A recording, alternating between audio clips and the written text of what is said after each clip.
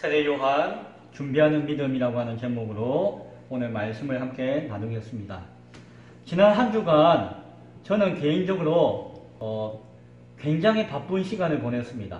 아마 최근에 그렇게 보낸 시간이 없을 것 같은데 월요일은 아침 일찍 가서 강의를 했죠. 이제 개강했거든요. 제가 작은 학교에서 가르치고 있는데 강의를 해서 이제 학생들과 만나고 또 강의 마치고 난 다음에는 목사님 몇 분들과 오후 저녁 시간까지 교제하는 시간을 가졌습니다. 화요일 날에는 이제 교회 오니까 비가 왔을 거예요, 아마. 종일 비가 와고 흐려가지고 잘 됐다 싶어서 다른 계획을 잡지 않고 화요일 하루는 이제 설교 준비하고 강의 준비하고 하는 시간을 조금 가졌습니다. 수요일 아침이 되니까 날씨가 쨍하고 맑은 거예요. 그런데 제 마음에 자꾸 운동을 하고 싶은 마음이 있어가지고 수요일은 예배가 있잖아요. 그래서 늦으면 안 되니까 아침에 산에 갔는데 저기 진고개 옆에 동대산이라고 하는 산에 올라갔습니다. 산은 해발은 높지만은 출발하는 곳이 거의 900m 이상에서 출발하니까 뭐 그렇게 시간이 많이 걸리진 않았지만은 예, 혼자서 운동하러 갔는데 숨이 턱에까지 꼴까닥꼴까닥 올 만큼 힘든 시간을 한 2~3시간 산행을 했습니다. 산행을 하고 내려와가지고 오후에 씻고 예배를 준비하고 수요 예배를 드렸죠. 몸은 좀 피곤했지만 참 이렇게 편안한 개운한 그런 하루였습니다. 목요일 되니까 목요일 중요한 약속이 있었습니다. 개인적인 약속이 있고 일이 있어가지고 목요일 또 서울에 가게 되었습니다. 아침 일찍 가가지고 하루 종일 일을 보고 저녁에 좀 늦게 다시 돌아오게 되었습니다. 금요일이 되니까 아침에 설교 준비를 하고 있는데 날씨가 또 쨍하고 좋은 거예요. 또 마음에 산에 가고 싶다 하는 생각이 들어가지고 금요일 날은 저기 선자령에 갔습니다. 예전부터 이름은 많이 듣고 꼭 가보고 싶다는 생각을 했는데 그날 간 거예요. 그래서 살짝 갔다가 그냥 혼자 살짝 갔다가 힘들면 내려와야지 라고 생각하고 올라갔는데 너무 좋은 거예요. 경치가 좋고 바람이 좋고 공기가 좋고 너무너무 좋아가지고 힘든지도 모르고 꾸역꾸역 올라가가지고 꼭대기까지 올라갔네요. 이제 내려와야 되잖아요.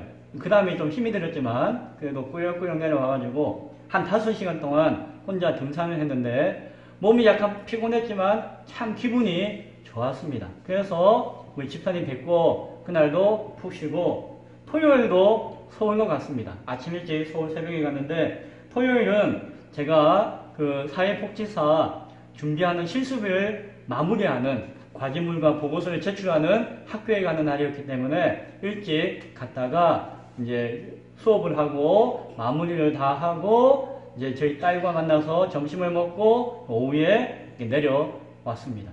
한 주간이 지나고 나니까 일주일 동안에 서울을 3번이나 가고 산을 2번이나 가고 참 정신없이 한 주간을 보내었다라는 생각을 했습니다.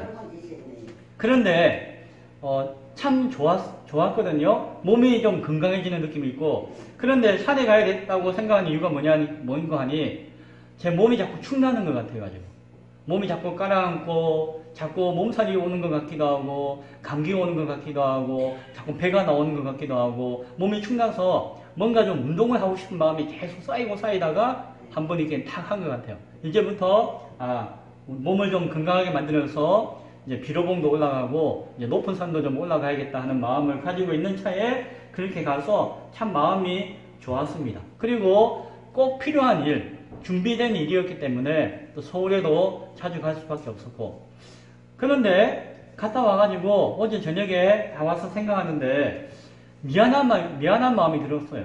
무슨 미안한 마음인가 하니 산에 갈 때는 참 좋았는데 저 산 밑에서 코로나 때문에 숨도 못 쉬고 사는 사람들도 많은데 나만 이 화창한 공기를 마시고 있는 거 아닌가 하는 생각이 들기도 하고 한편으로는 우리 어르신들도 원장님도 우리 집사님도 열심히 수고하고 일하고 계신데 나만 혼자 와서 여기서 호강하는 거 아닌가 하는 생각이 들기도 하고 또한 오도 가도 못하는 사람도 많은데 뭐 개인이 되지만 기차 타고 서울로 왔다 갔다 하는 시간들이 참 혼자서 많이 바쁜 게 아닌가 하는 마음이 들어서 미안한 마음도 생기더라고요. 기도를 했습니다.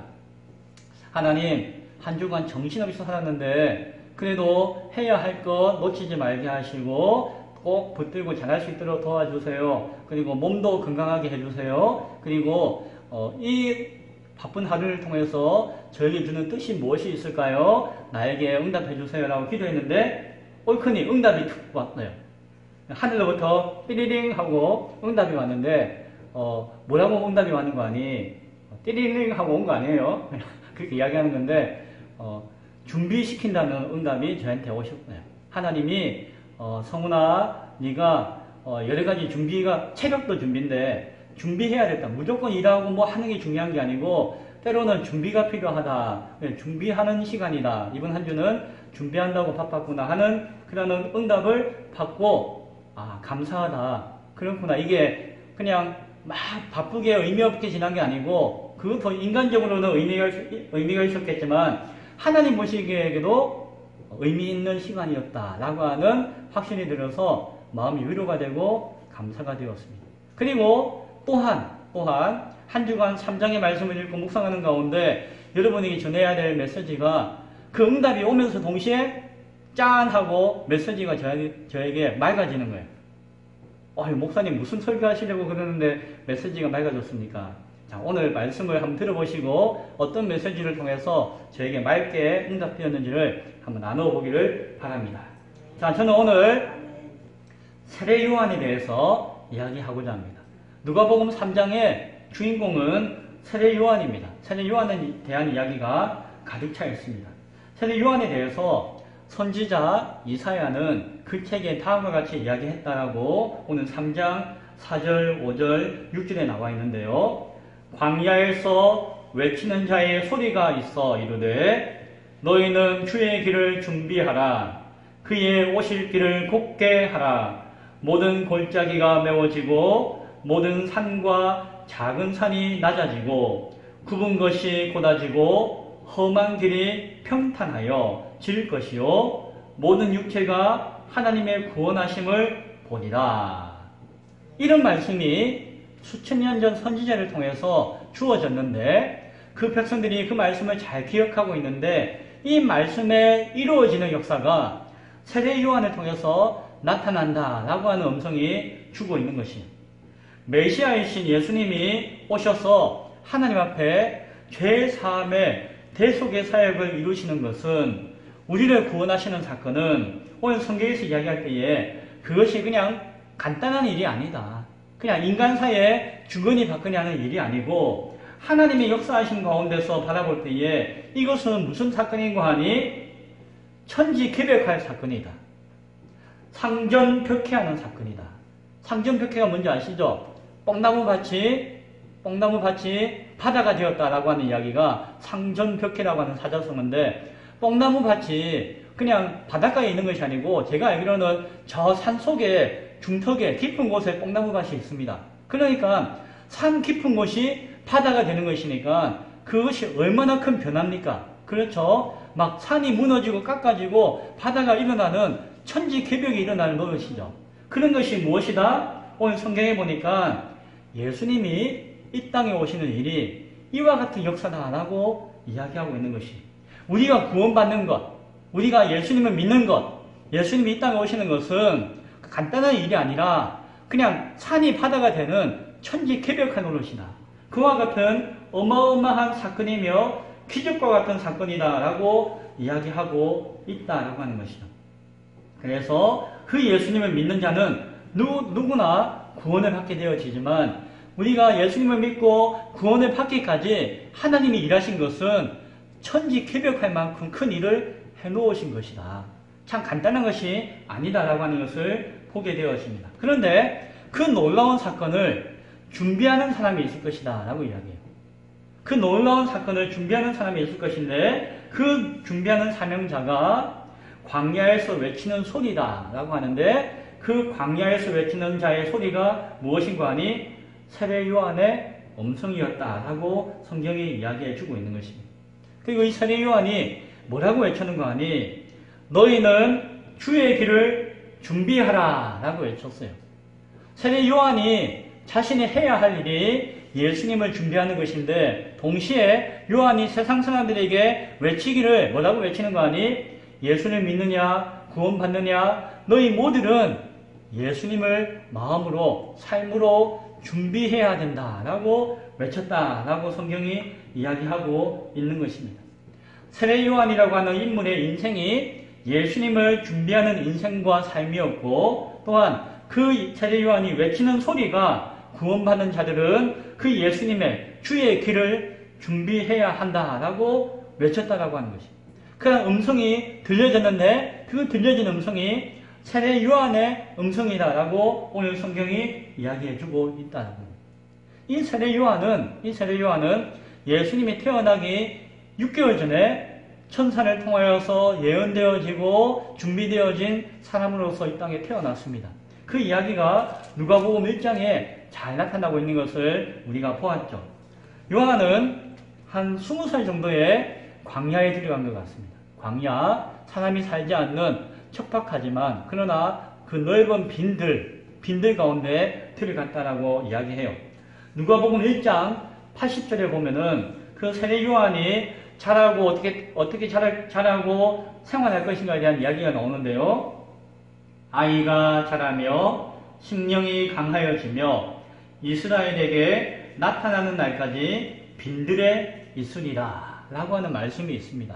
세례 요한은 강하고 담대하게 잘 자라게 될 것이고 하나님 보호하신 가운데 이스라엘 백성들에게 광야에서 외치는 자의 소리로서 외칠 때까지 어디에서? 빈들에서, 광야에서 있게 되어질 것이다 라고 성경에 예언하였어요. 그리고 세례 요한은 그러한 삶을 살았습니다. 그래서 한 20살 청년이 되어서 성인이 되어서 광야로 집을 떠나서 광야로 나가가지고 한 10년 이상 광야에서 생활하였습니다. 짐승을 잡아가지고 그 가축으로 입은 허름한 옷을 입고 살았어요. 왜? 광야에 뭐 옷감이 있습니까? 뭐가 있습니까? 없죠. 거기서 살아야 되니까, 먹고 자고 살아야 되니까 허름한 옷을 입고 그냥 들판에 있는 석청, 그냥 나무나 돌에 있는 뭐 꿀 같은 걸 먹기도 하고, 그리고 열매나 그런 과실들을 먹으면서 살았습니다. 광야에서 주는 광야에 있는 그 식물을 먹고 살았습니다. 세상에서는 욕심도 있고 야망도 있고 열정도 있고 살아야 된다고 막 가르치는데 그는 혼자 광야에서 훈련받고 살았기 때문에 세상에 욕심도 없고 야망도 취하지 않았습니다. 자연에 사는 사람과 같이 살고 있었습니다. 그리고 하나님을 믿는 말씀을 늘 기억하고 연구하고 묵상하고 또 그 광야에서 많은 시간 동안 기도하면서 나는 예수님을, 메시아를, 하나님의 아들을 준비하는 소명이 나에게 있는데 어떻게 준비할 것인가를 말 그대로 준비하면서 기도하면서 살아갔습니다. 그러면서 하나님을 잘 믿는 사람들과 광야에서 믿음의 공동체를 형성하면서 또 신앙생활하면서 살았다라고 알고 있습니다. 그러한 삶 자체도 참 귀한 것입니다. 세속을 떠나서 자연에 묻혀가지고 수련하면서 또한 하나님 말씀을 배우면서 기도하면서 사는 것도 참 귀한 것이죠. 그러나 세례 요한에게 귀한 것은 그러한 삶 자체가 귀한 것이 아니라 무엇이 귀했을까요? 예수님을 소망하며 준비하는 것. 하나님의 뜻이 이 땅 가운데 이루어질 것인데 그 이루어지는 그 일을 자신이 준비해야 한다고 하는 그 삶의 목적이 있는 그것이 참 중요한 모습이었던 것을 우리는 보게 되었습니다. 그래서 세례 요한이 광야에서 한 10년 이상 이렇게 흔히 이야기하듯이 수양하고 기도하고 말씀 보고 수련하고 이제 세상에 딱 내려오니까 보통 사람이 아닌 거예요. 세상 사람들이 보기에 세례 요한은 이 세상을 한 단계 초월한 선각자의 모습으로 딱 나타나게 된 거예요. 말씀도 아주 능하고 하나님과의 기도도 깊고 무엇보다도 세례 요한이 회개의 기도를 해주고 세례를 베풀면은 그 사람이 마음이 편안해지고 마음의 죄가 막 씻은 듯이 녹아지고 막 기쁨이 찾아오는 그런 역사를 경험하게 되는 것이. 그러니까 세례 요한이 죄인들에게 와서 세례해주고 기도해주면은 위로받고 힘이 되고 마치 하나님이 나를 용서하신 것 같은 용서함을 체험하게 되어지니까 사람들이 요한에게 막 몰려오기 시작했어요. 누구에게? 세례 요한에게. 그래서 요단강 근처에서 요한이 거할 때에 그 요단강 주변에 살고 있는 수많은 사람들이 요한에게 와가지고 세례 요한이시여 나에게 안수해 주세요. 나에게 세례를 베풀어 주시고 내 죄를 사해 주세요. 라고 막 기도를 부탁하고 했던 사람들이 많았어요. 그래서 많은 백성들이 오기도 하고 막 군인들이 오기도 하고 공무원들이 오기도 하고 세리들이 오기도 하고 하였습니다. 그때에 세례 요한이 인기가 엄청 많았잖아요. 그런데 세례 요한의 제가 별명을 그 팩트 폭격기라고 지어줄 것 같아요. 세례 요한은 자기에게 오는 사람들에게 두리뭉실하게 이야기하지 않고 직설적으로 그들에 대해서 말씀을 전해주었어요. 경고의 말씀을 선포하였습니다.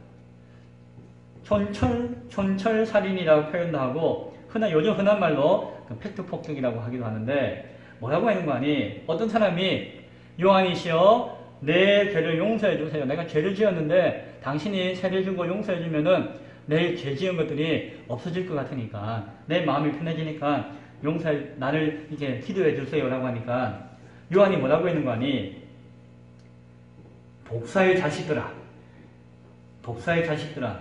누가 너희에게 일러가지고 장차 올 진노를 피하라 하더냐 라고 이야기합니다. 뭡니까? 죄는 다 지어놓고 죄값도 치르지 않고 무조건 죄 용서를 받아가지고 자신에게 닥쳐질 그 형벌과 진노를 피해볼 요령으로 간교하게 그 마음을 쓰는 것, 그 마음이 틀렸다. 죄의 값을 갚으려면은 세례 받는 것이 중요한 것이 아니라 나에게 와서 기도 받는 것이 중요한 것이 아니라 8절에 보니까 뭐가 중요하다? 회개하는 마음이 있으면은 회개에 합당한 열매를 맺어라 라고 이야기해요. 즉 네가 죄를 잘못했는지 뉘우친다면은 그 죄값을 치러야 된다는 것이. 사람에게 잘못했으면은 사람에게 찾아가가지고 잘못했습니다. 용서해 주세요. 아이고 내가 당신에게 손해를 끼쳤거든요. 자 여기 갚아드릴 테니까는 손해를 배상할 테니까 나를 용서해 주세요 라고 하는 그러한 어떤 구체적인 행동이 따라가야지 그냥 죄를 지어놓고 다른 사람에게 피를 입혀놓고 입은 싹 닦아버리고 그냥 내 용서해 주세요. 나 용서해 주세요 라고 하는 것 독사의 자식들아 참 간교하구나 라고 세례 요한이 팩트 폭격을 하고 있는 것을 봅니다. 어떤 유대인이 왔습니다. 나는 아브라함의 자손입니다. 아브라함의 자손은 구원받는다라고 하나님의 택한 백성이라고 이렇게 내가 배워서 아는데 나는 아브라함의 자손이니까 나도 그냥 구원받을 수 있겠지요? 나는 그냥 하나님이 탁 선택해 주시고 하나님이 나를 구원해 주실 것이니까 내가 그냥 그렇게 믿고 있으면은 되겠죠? 라고 하니까 뭐라고 이야기하는 거 아니? 착각하지 마라. 아브라함의 자손, 선민, 그 따위는 개나 줘버려라. 이런 이야기는 성경에 없지만 그렇게 이야기해요. 그러면서 저 길바닥에 돌멩이 있지, 돌멩이. 길바닥에 굴러다니는 돌멩이 하나님이 마음만 먹으면은 그 돌멩이도 아브라함의 자손이 되게 할 것이고 선민이 되게 할 수 있다.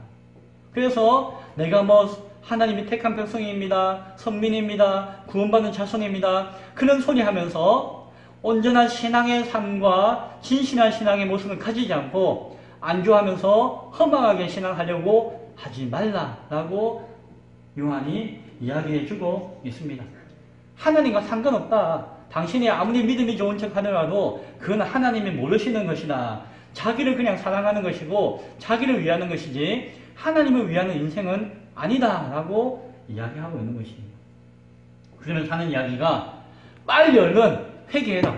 하나님 나라가 가까웠으니 빨리 회개하고 돌이켜라. 그동안 이기적으로 살았고 욕심부리면서 살았고 자기 잘 먹고 잘 살려고 살았고 다른 사람 돌아보지 못하고 살았고 죄를 지었어도 그냥 하나님 용서해 주시겠거니 하고 생각하면서 죄를 뉘우치지 못하고 살았느냐? 도끼자루가 이미 그 나무 뿌리에 놓여졌다. 이제 때가 되어지면은 그 도끼를 가지고 열매는 못 맺고 아무 열매 없고 다 썩어가는 나무 도끼가 이제 금방 내려쳐가지고 다 꺾어버려가지고 어떻게 할 것이다? 다 불살라버릴 것이다. 그러니까 얼른 회개해라. 얼른 다시 한 번 더 진실하게 하나님 앞에 나아와야 한다. 라고 세례 요한이 이야기해 주었어요. 사람들이 놀랬죠. 요한한테 기도받으면은 내 죄가 용서함 받을 것 같아가지고 막 쫓아와가지고 물에 퐁당퐁당 빠져가지고 세례받고 기도받고 했는데 요한이 하는 이야기는 네가 물에 100번 들어가봤자 아무 소용없다. 내가 용서를 100번 해봤자 아무 소용없다. 네 삶의 열매가 진실해야 된다라고 이야기를 해주고 있는 것입니다. 그랬더니까 사람들이 뭐라고 하는 거니? 아이고, 그러면 우리가 어떻게 해야 됩니까? 어떻게 해야 되죠? 라고 막 묻는 거예요. 어떤 사람은 세례요한이 그렇게 물으니까 11절에 보니까 자, 그러면 내가 이야기해 줄 테니까 잘 들어라. 옷이 2벌이 있느냐? 그러면은 옷 없는 사람이 있지. 그러면은 네가 가지고 있는 2벌 중에 1벌을 옷 없는 사람에게 주어라. 그래서 옷이 없어서 벌벌 떨고 헐벗은 사람에게 네가 남는 옷을 주어라 라고 이야기해요. 그리고 먹을 것이 있지. 너는 먹을 게 많은데 저기 먹을 것이 없어서 굶는 사람이 있지. 그러면은 너의 먹을 것을 저 사람에게 나누어 주어라. 그래서 저 사람이 굶지 않도록 네가 도와줘라. 너는 먹을 게 많지 않느냐 라고 이야기를 하는 것이.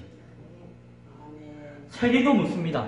세리는 그 당시에 세금을 받는 사람이었는데 그때가 어떤 시대인가 하니 식민지 시대, 식민지. 우리 일제 식민지와 같이. 그러니까 세리는 일본에 아부하면서 우리 민족의 피를 빨아먹는 사람과 같은 일을 그 당시에 세리가 했던 것이. 그래서 참 못됐다라고 하는 사람들이 세리였습니다. 그 세리에게 아이고 그러면 요한이시여 나는 어떻게 해야 됩니까? 나는 어떻게 해야 됩니까? 하니까는 네가 정당하게 세금을 거두는 것 이외에 너의 민족이나 사람들에게 피를 빨아먹었다면은 그런 짓은 하지 마라. 그래서 세금을 100원 받아야 되는데 120원 받아가지고 20원 남겨먹고 그리고 막 모략과 수략을 하고 세금 걷는다고 하는 자기의 권세로서 세금을 내야 되는 사람들에게 군림해가지고 막 무슨 자기가 무슨 권력자나 되는 듯이 그 사람을 괴롭히는 짓? 그런 짓 하지 마라. 그냥 네가 해야 할 일만 하라 라고 이야기합니다. 오늘날로 이야기하면은 내가 무슨 일을 할 때에 그 일로 인해서 다른 사람을 섬기는 직업으로 삼아야지 그 일이 다른 사람을 이용하거나 자기 사리사욕을 채우는 일로 직업으로 삼아서는 안 된다라고 이야기하는 것이. 군인들이 왔습니다. 군인이 와가지고 우리는 어떻게 해야 됩니까? 라고 이야기하니까 요한이 뭐라고 이야기하는 거니? 사람들을 윽박지르거나 사람들을 강탈하지 말라. 네가 군인이라고 하는 공무원이잖아요. 그 권한을 가지고 막 거짓말로 고발해가지고 막 위협하거나 그렇게 하지 말라. 당신은 백성들을 섬기는 사람인데 섬기지 않고 군림하려고 하느냐? 그렇게 하지 말라. 그리고 당신은 월급을 받는 사람인데 나라에서 월급을 받는 사람인데 아이고 월급이 작네 부족하네라고 하면서 막 그런 불평불만 하지 마라. 주는 것에 감사하고 기뻐함으로써 살아야 한다라고 이야기하는 것입니다. 아멘. 저는 지금은 이제 교회를 개척하고 세우니까 사례가 없죠. 사례가 없을 뿐만이 아니고 그렇죠. 예전에 제가 사례를 받고 교회를 섬길 때가 있었습니다. 막 돈을 많이 받고 교회를 섬길 때가 있었는데 그때에 감사하지 못하고 만족하지 못하고 불평할 때가 있었던 것 같아요. 회개합니다. 하나님 주신 것, 그 순간에 주신 것에 감사할 수 있어야 된다는 거. 어찌 보면은 주시지 않고 없을지언정 그 가운데 뜻이 있다면은 감사할 수 있어야 된다는 거. 그것이 얼마나 귀한지 모릅니다. 백성들은 요한이 메시아인가 보다. 이 사람 보통 사람이 아니야. 이 사람 보통 사람이 아닌데 그가 말하는 거나 행동하는 거나 내 가슴을 팍팍 찌르고 야 이거 보통 사람이 아니네. 이 사람이 하나님의 아들이신가? 메시아신가? 라고 막 기대와 소망을 가졌습니다. 그러나 요한은 그렇지 않다라고 이야기합니다. 내가 하는 일은 메시아가 올까? 메시아가 계실까 하는 사람들에게 메시아는 오신다. 메시아는 계신다. 라고 하는 것을 증거하는 것이 나의 사명일 뿐이다. 라고 생각하고 말하였어요. 그래서 16절에 다음과 같이 이야기합니다. 나는 물로 너희에게 세례를 베풀거니와 나보다 능력이 많으신 이 메시아가 곧 오시나니 나는 그분의 신발끈 풀기에도 감당하지 못하겠노라. 나는 그냥 엎드려 가지고 그분의 신발 신발끈 막 묶어주고 풀어주기에도 나는 버거운 사람이 나다. 이분은 메시아는 나보다도 몇 배나 훌륭하고 위대하신 분이시다. 그분이 곧 오실 것이며 나는 물로 너희에게 세례를 줄지 모르나 그분은 성령과 불로 너희 심령을 변화시키는 영적인 세례를 주실 분이시다 라고 말씀을 주고 있습니다. 나는 아무것도 아니다. 나는 그냥 예수님을 메시아를 준비하는 사람이지 너희가 나를 아주 훌륭하게 보느냐? 그렇다면은 장차 오실 분은 나보다도 훨씬 훌륭하니 그분을 바라보아야 한다 라고 이야기하고 있는 것이었습니다. 아멘. 그리고 어느 날 세례 요한에게 예수님이 찾아오셨습니다. 예수님이 장성하셔서 하나님의 소명을 받으시고 이제 세례 요한에 와서 당시에 존경받는 선각자 선지자인 세례 요한에게 엎드려 세례 요한을 통해서 세례를 받으셨어요. 당시의 세례는 강물에 들어가가지고 물속에 첨벙 들어갔다 나오는 그런 세례를 줬는데 예수님이 하나님의 하나님이신데 세례 요한에게 엎드려서 세례를 받는 역사가 나타났습니다. 세례 요한이 수많은 사람들이 자신에게 세례 받으러 왔다가 예수님의 세례하려고 하는 순간 예수님이 세례 받으면서 기도할 때에 하늘이 쫙 열리는 것을 보았어요. 하늘이 열리면서 그 하늘 가운데서 비둘기와 같은 것이 파다닥 하면서 내려와가지고 예수님에게 딱 앉는 것을 보았어요. 성령님께서 눈에 보이는 분이 아니신데 마치 눈에 보이는 것처럼 성령님께서 예수님에게 내려오는 것을 요한이 보았어요. 그리고는 그 열려진 하늘에서 음성이 들리기 시작했어요. 무슨 음성이 들리는 거 아니? 너는 내 사랑하는 아들이라 내가 너를 기뻐하노라 라고 하는 하나님의 음성이 들렸어요. 요한이 예수님을 세례하려고 하니까 예수님이 기도하니까 성자 예수님이 기도하는 순간 성령 하나님이 역사하셨고 성부 하나님의 음성이 들려졌어요. 삼위일체 하나님이 한순간 인간의 세상 가운데 이게 계시되어 나타나는 역사가 나타났습니다. 세례 요한이 이분이 내가 그렇게 평생을 기다렸던 메시아시구나. 이분이 바로 그리스도시구나 라고 하는 것을 알아보았습니다. 그제서야 요한은 예수님을 알아보았습니다. 백성들을 모아서 메시아를 전해야 된다는 소망을 가졌습니다. 회개하라 천국이 가까웠다라고 하는 하나님의 말씀과 경고의 음성을 선포하였습니다. 그 세례 요한에게 예수님이 오셨고 예수님께 세례하는 그 순간 그분이 하나님의 아들이신 것을 보고 듣고 깨닫고 경험할 수가 있었습니다. 그리고 세례 요한은 이 예수님이 메시아시며 그리스도이시며 하나님의 아들이라고 하는 사실을 그 순간 온 백성들에게 선포하고 증거하게 되었습니다. 세례 요한이 태어나기도 전부터 천사로부터 받았던 사명, 태어나서 응애응애 하면서 아버지 어머니로부터 교육받고 들었던 사명, 그가 크면서 듣고 깨달았던 사명, 저 광야에서 기도하며 하나님 말씀 보는 가운데서 그 가슴 속에 묻어두었던 그리고 그것을 위해서 기도하였던 그 사명이 예수님을 만나는 그 순간 아름답게 이루어지게 되었습니다.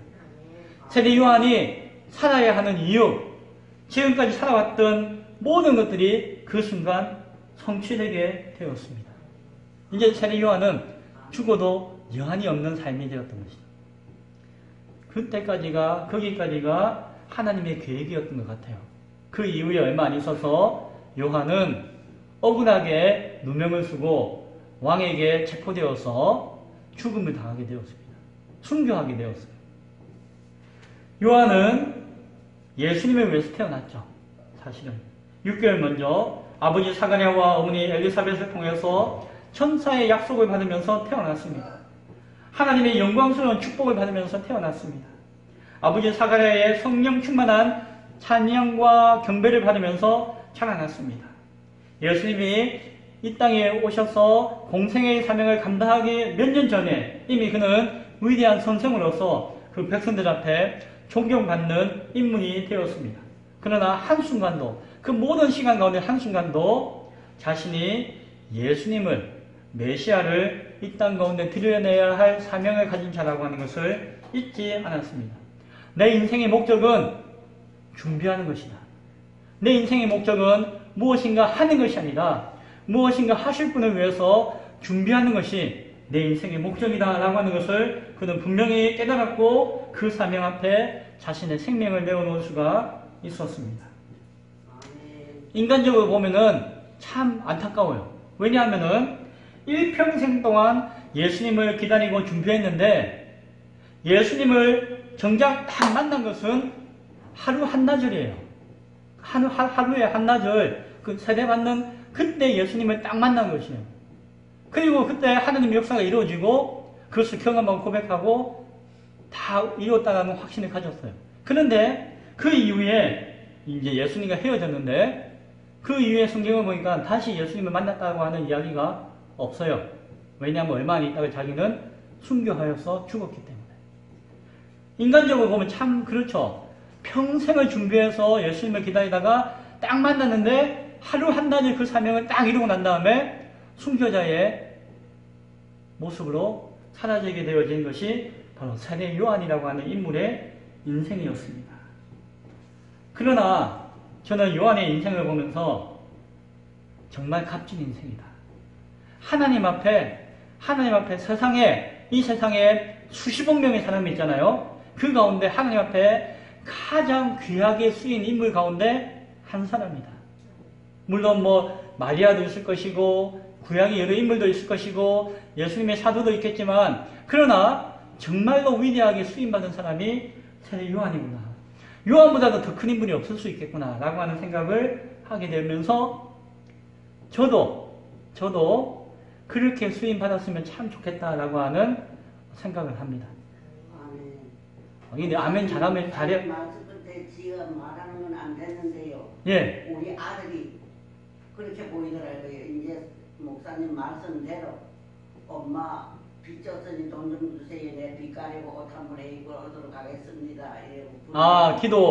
기도. 네, 그렇죠. 예. 꿈꿀 때 기도. 아주 목사님 이제 말씀하시는 거 똑같아요. 그것이 어찌 보면 하나님 주시는 그런 그림일 수도 있을 것입니다. 그래서 그 꿈의 해몽은 하나님 앞에서 이루어질 수 있기를 바랍니다. 자, 이럴 때에 이것이 아멘하고 될 일이 아니에요. 왜냐하면은 하나님 한 번 만나고 제가 순교하면은 참 슬프잖아요.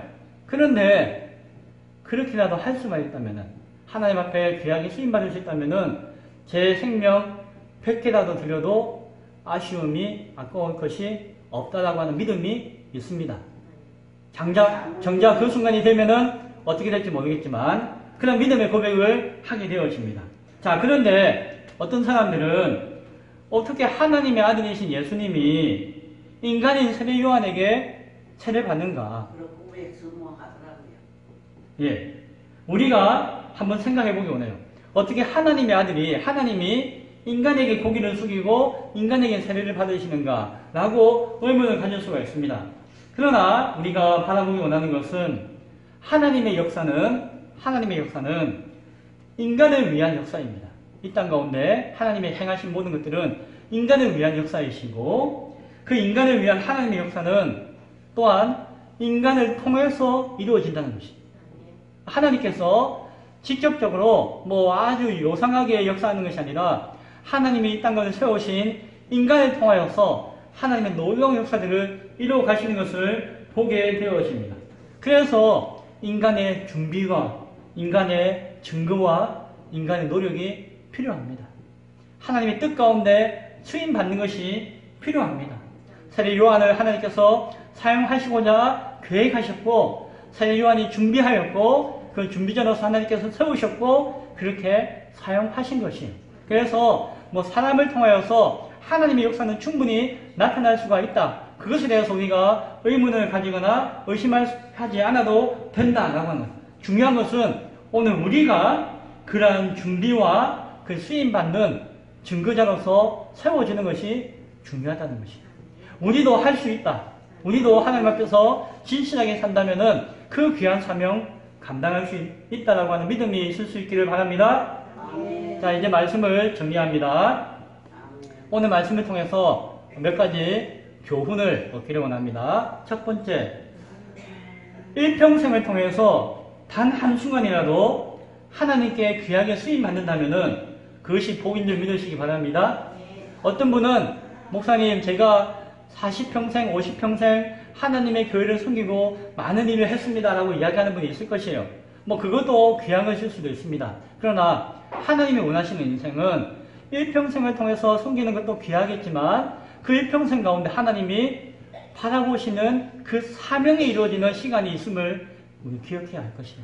그리고 부족하다 할지라도 그 한순간이라도 하나님 앞에 사용되어 줄 수만 있다면은 그것이 그 인생 가운데 가장 큰 복이라고 하는 사실을 믿을 수 있기를 바랍니다. 또한 두 번째로 우리는 예수님을 만날 때에 뭐 특별한 벼랑이 치거나 무슨 불이 나거나 큰 기적과 같은 일이 나타나지 않을 수가 있다는 것이 그냥 어느 한순간에 내 앞에 조용히 세례받으러 오신 그 예수님을 요한이 만났듯이 조용한 음성 가운데 조용한 세미한 역사 가운데서 우리 가운데 나타날 수가 있다라고 하는 것이 내가 뭔가 분명하게 알아서 얼큰이 아이고 온 세상 사람들이 아이고 예수님 나타난대라고 모르고 조용히 나타날 수도 있다는 것이다. 하지만 중요한 것은 무엇이다?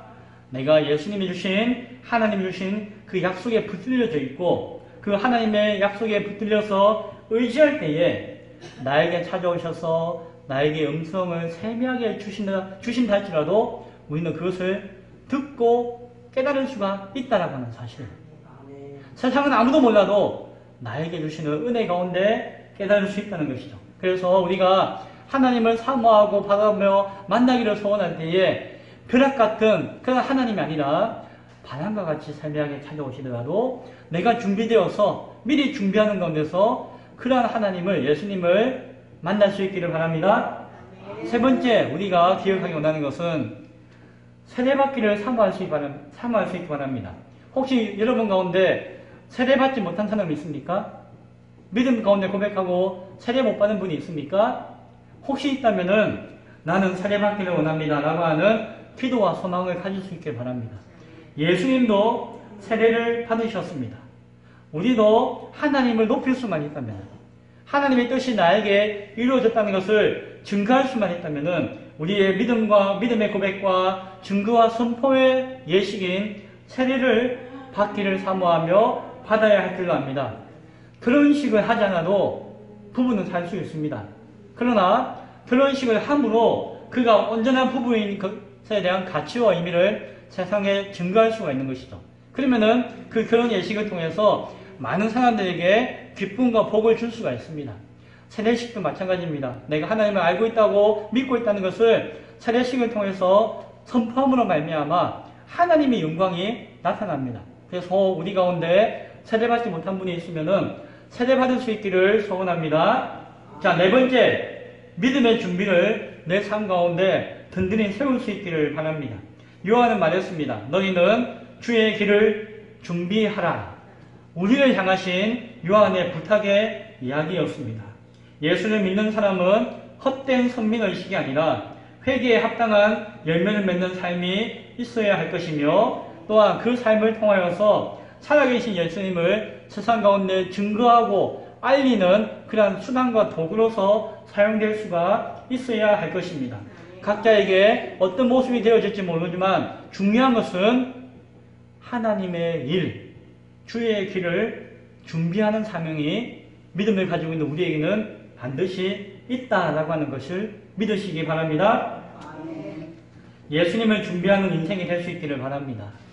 나의 가족과 형제와 이웃들에게 예수님을 증거하고 드러내고 그 영혼들을 구원하여 살리는 복이 그 복된 인생의 사명이 우리 가운데 있을 수 있기를 소원합니다.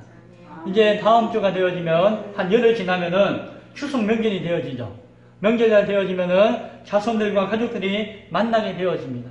만나서 많이 먹으라, 잘 지내라, 인사하는 것도 좋지만 그들의 영혼을 위해서 기도하고 지금부터 그들 가운데 하나님을 알지 못하는 자들에게 하나님을 소개하고 예수님을 증거함으로 말미암아 그 영혼들이 영원한 생명을 얻기 위해서 지금부터 준비하는 기도로 준비하는 우리 모두가 될 수 있기를 간절히 축원드립니다. 아멘. 기도하겠습니다.